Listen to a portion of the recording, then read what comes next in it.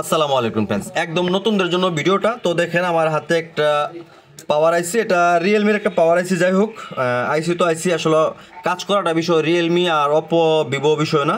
বিষয় হচ্ছে এই আইসিটা আমি কিন্তু পরিষ্কার করে রাখছি। যাই হোক, আপনার আইসিগুলো পরিষ্কার করে নেবো। আমি শুধু রিবোলিংটা আপনারা দেখাবো। দেখেন এই যে একটা ডিজিটাল ডাইসের ভিতরে আমি কাজ করব।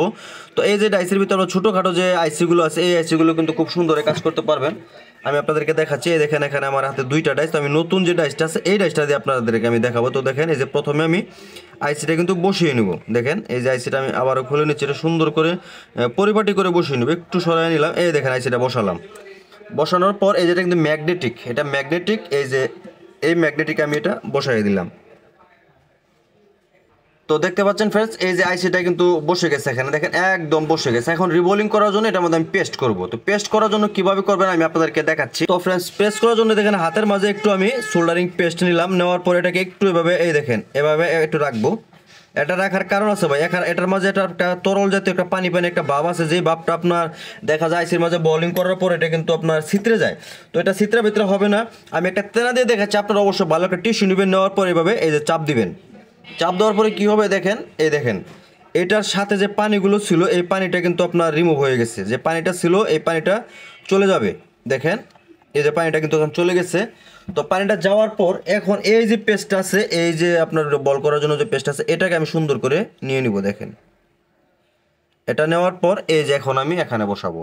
সুন্দর করে ঘষে বসাতে হবে, একদম সুন্দর করে। ঠিক আছে, আমি আপনাদেরকে একটু একটু করে বসাই দেখাচ্ছি। দেখেন এই যে পুরো আইসির যে বলগুলো আছে, বলগুলোকে এটা দিয়ে ভালো করে ঘষে দিবেন।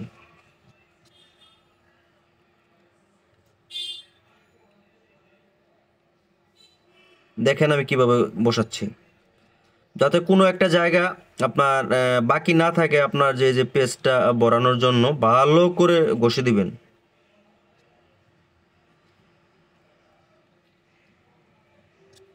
যদি এভাবে সম্ভব না হয় তাহলে এই যে আঙ্গুলের মাথা নেবেন। নেওয়ার পর ভালো করে এভাবে ডলবেন। দেখেন আমি কিভাবে ডলতেছি।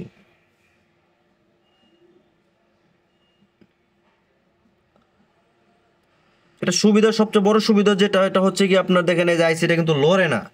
এটার মধ্যে বসানোর পর আইসিটা আপনার লড়াচড়া করবে না। তো তারপর আবার একটা তেনা নেবেন এরকম। আপনারা কিন্তু অবশ্যই টিস্যুর মাধ্যমে কাজ করবেন। আমি যেহেতু এইটা দিয়ে অনেক দিন থেকে এই তেনাটা দিয়ে কাজ করি, এটা প্রতি সপ্তাহে পরিষ্কার করে রাখি।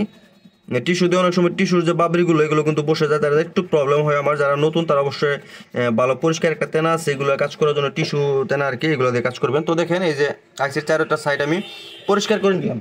নেওয়ার পর এখন হচ্ছে মেন বিষয়। দেখেন এই যে হটগানটা ওভার হিট রাখার প্রয়োজন নেই। হালকা ধরেন আপনি হিটটা 20-30 এরকম রাখবেন, 40-এ রাখবেন। রাখার পর ঘুরিয়ে ঘুরিয়ে দিবেন। প্রথমে ঘুরিয়ে ঘুরিয়ে দিবেন। দেখেন আমি দিতেছি।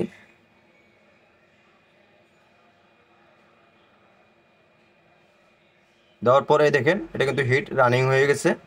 এই যে দেখেন বলটা কিন্তু শুরু হয়ে গেল। আর অলরেডি কিন্তু এই দেখেন বল কিন্তু হয়ে গেছে। দেখেন পুরোটা আইসি একদম ইনটেকভাবে রিবোলিং হয়ে গেছে।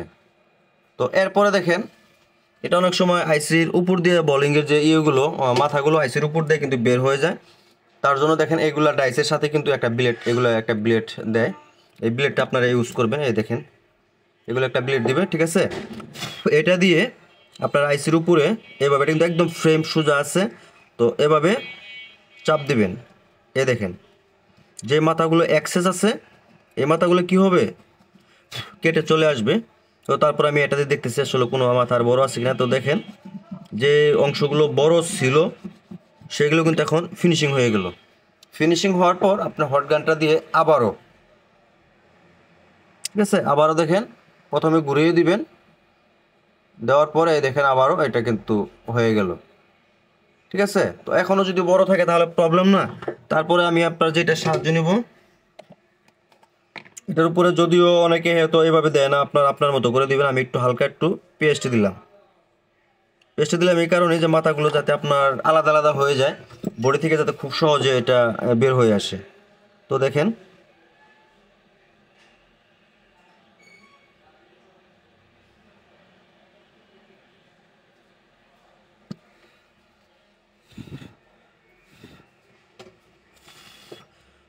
এরপরে ভালো করে একটু ঠান্ডা করে নেবেন। আইসিটা ভালো করে ঠান্ডা করবেন। ঠান্ডা করার পর ভালো করে আপনার সার্ভিসিং করানোর পর আপনি যেখানে যে আইসিটা যে অনুযায়ী কাজ করতেছেন সেখানে বসাবেন, তাহলে দেখবেন যে আপনার কাজগুলো কিন্তু 100% ক্লিয়ার হবে।